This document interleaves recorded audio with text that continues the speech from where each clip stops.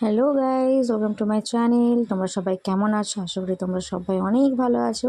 তো ভাবলাম তোমাদের সঙ্গে একটু লং ভিডিও শেয়ার করি, কারণ তোমাদের সঙ্গে সবসময় শর্ট ভিডিও শেয়ার করি। তো ভাবলাম আজকে একটু লংই করা যাক। তো দেখো, আজকে গতকালকে আমি গেছিলাম একটা আমার ননদের বাড়ি। তো সঙ্গে বড়মশাই আর পাখিও ছিল, আর আমাদের পুচকুটা তো ছিল, কারণ সে তো থাকবেই। আর দেখো, তারপরে চলে এসেছি নৌকায়। আর নৌকাতে এত সুন্দর হাওয়া দিচ্ছিলো, কিন্তু তার মধ্যে ছিল বেজায় রোদ। আর কালকে এত পরিমাণে রোদ ছিল, কি বলবো তোমাদের। আর এই দেখো, আমাদের কীর্তি শাড়িটা নিয়েছি মাথায়, এতে কি রোদ আটকায়? ছাতা নিয়ে যেতে ভুলে গেলে যা হয় আর কি।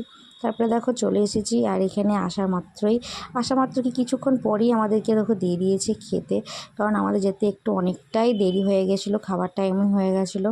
তো তার জন্য দেখো সঙ্গে সঙ্গে দিয়ে দিয়েছে আমাদেরকে। আর খাবারে কিন্তু ছিল এলাহি আয়োজন।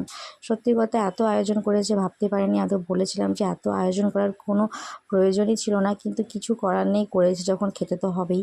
তো দেখো কি কি করেছে। তো এখানে শাক ছিল, বেগুন ভাজা ছিল, স্যালাড ছিল, ইলিশ মাছ ছিল, মাছের তেল ছিল, মাংস ছিল, আর ডাল ছিল, আরও অনেক কিছু ছিল। মাছ আরও এক্সট্রাগুলো খাইনি, মানে খেতেই পারতাম না আর কি। তারপরে দেখো, বাড়ি চলে আসার পথে এত গরম লাগছিল, কি বলবো। আর দেখে নিয়েছি ঠান্ডা ঠান্ডা কুলফি। তো কুলফি খেতে কাদেরকে ভালো লাগে অবশ্যই কিন্তু জানিও। আমার তো অনেক পছন্দের হচ্ছে কুলফি। আর কুলফি বলে না, আমাকে আইসক্রিম জিনিসটা আমার খুবই ভালো লাগে।